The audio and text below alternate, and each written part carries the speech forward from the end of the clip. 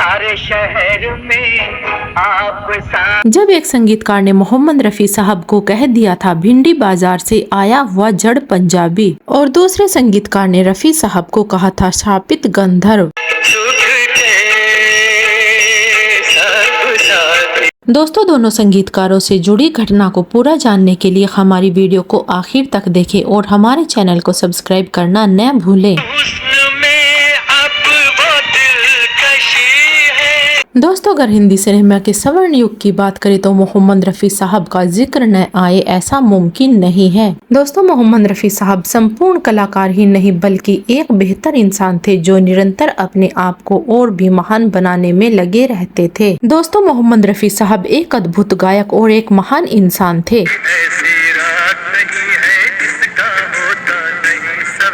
लेकिन फिर भी दोस्तों, कुछ लोग ऐसे आलोचक होते हैं जो कितने भी महान इंसान की आलोचनाएं करने से बाज नहीं आते, और हर महान इंसान के पीछे भी आलोचना और तिरस्कार की परछाइयां साथ साथ चलती रहती हैं। और रफी साहब भी इस सब से अछूता नहीं रहे। और इन सभी में एक संगीतकार ऐसे भी आते हैं जिन्होंने रफी साहब को न केवल नजरअंदाज किया बल्कि उनका तिरस्कार भी किया। कभी कभी यूं जाम बदल जा। कुछ संगीतकार ऐसे थे जो रफी जैसे महान व्यक्तित्व के ऊपर भी उंगली उठाने से बाज नहीं आते थे। दोस्तों, यह संगीतकार कोई और नहीं बल्कि संगीत की दुनिया के एक सशक्त स्तंभ जो अपनी पारंपरिक और भावपूर्ण धुनों के लिए मशहूर थे। दोस्तों, ये संगीतकार कोई और नहीं बल्कि अनिल विश्वास थे, जो कि शुरुआती दौर में रफी साहब की गायकी से प्रभावित नहीं थे। एक बार एक पत्रकार ने लिखा था कि अनिल विश्वास ने मोहम्मद रफी साहब को जड़ पंजाबी कहा था, अर्थात एक ऐसा गायक जिसे संगीत की गहराइयाँ और क्लास का अनुभव नहीं है। यह घटना है 40 के दशक के उत्तरार्ध की, जब फिल्म दो राह के लिए अनिल विश्वास ने मोहम्मद रफी साहब से 2 गीत गवाए थे।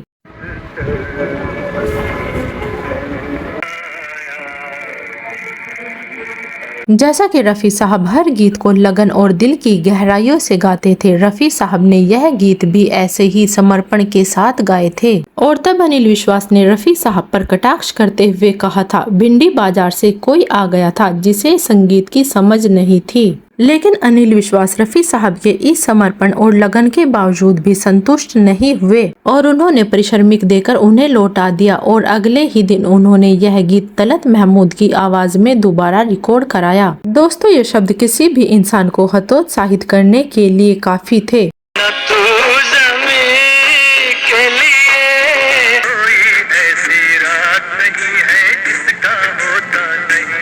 और रफी साहब इन शब्दों के बाद भी हतोत्साहित नहीं हुए और वह शांत रहे और अपनी जगह पर दृढ़ रहे। दोस्तों, जैसे कहा जाता है चंदन के पेड़ों पर सैकड़ों सांप लिपटे रहते हैं लेकिन फिर भी वह अपनी शीतलता नहीं छोड़ते। रफी साहब भी कुछ ऐसे ही थे, वह भी चंदन के वृक्ष की तरह शीतल और शांत थे। और रफी साहब की महानता तब उजागर हुई जब साल 1965 में फिल्म हीर के लिए अनिल विश्वास को किसी एक सक्षम गायक की आवश्यकता थी, और वह गायक सिर्फ रफी साहब ही थे जिस पर वह यकीन कर सकते थे। और रफी साहब बिना किसी शिकायत और शिकवे गिले के उनके लिए गीत गाने चले गए। और रफी साहब ने गीता दत्त के साथ खामोश जमाना है और ले जा उसकी दुआएं और अल्लाह तेरी खैर करे जैसे शानदार गीत रिकॉर्ड किए। बाबुला हीर आंखें ये तुम्हारे हो, अल्लाह तेरी खैर करे।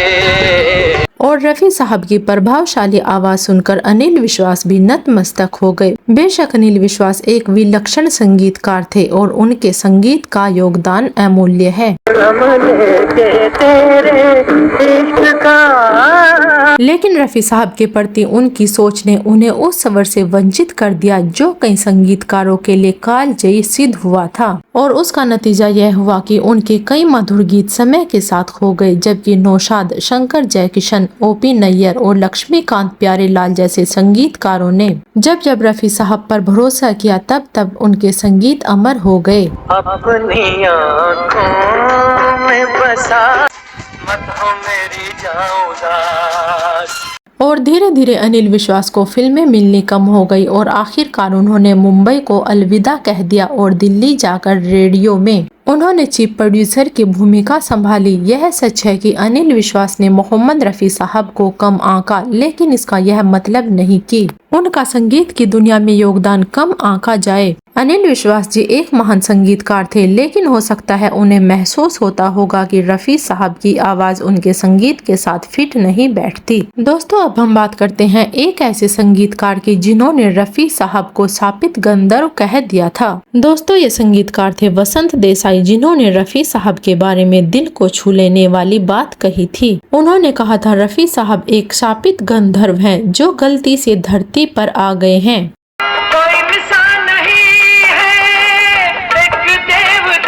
साल 1965 में रफ़ी साहब ने वसंत देसाई के संगीत निर्देशन में फिल्म भरत मिलाप के लिए गीत गाए थे। इस फिल्म के एक गीत मेरे प्रभु श्री राम कहा मेरे प्रभु को मोहम्मद रफ़ी साहब ने करुणा भरी आवाज में पूरे जोश के साथ गाया था।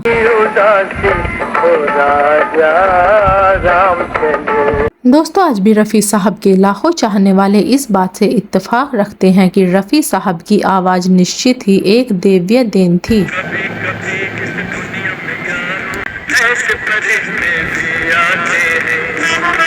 और उनकी आवाज में गीली मिट्टी की तरह लोच थी जो किसी भी तरह अपने आप को ढाल सकती थी।